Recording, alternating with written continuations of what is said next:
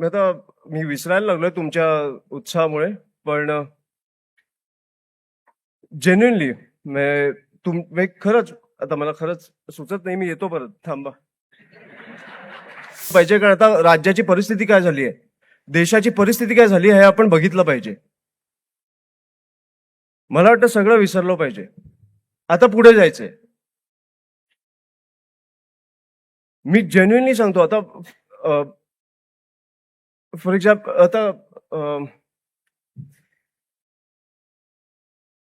आता मी विसरायला लागलोय तुमच्या उत्साहामुळे, पण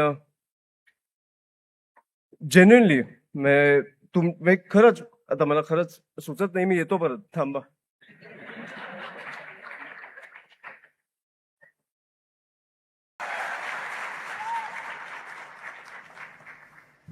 मी खरंच काय पाठ करून नाही आलोय म्हणून, पण तुमच्या ताकदीमुळे मला जरा धडकी भरली.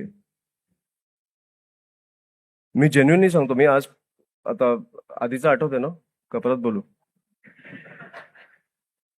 पण जेन्युइनली मला आजपर्यंत आपण कामं केलेली तुम्ही विसरून जा. ह्याच्या पुढे आपल्याला काय करायचं हे लक्षात ठेवा. मला वाटतं की तुमची ताकद तुम्हाला कळली पाहिजे.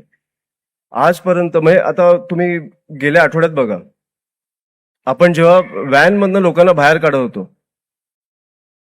विद्यार्थ्यांना बाहेर काढत होतो, हा माझ्यात कॉन्फिडन्स कुठून आला? तर मला माहिती आहे की तुमची ताकद माझ्या मागे आहे आणि राजसाहेब ठाकरे नावाची एक शक्ती माझ्या मागे आहे, म्हणून मला वाटतं की हा कॉन्फिडन्स माझ्यात आला. पोलीस पण तुम्ही बघितले असतील तर शांत का होते? घाबरलेले? तर मला वाटत नाही घाबरलेले. पोलीस आहेत ते, महाराष्ट्राचे पोलीस आहेत ते.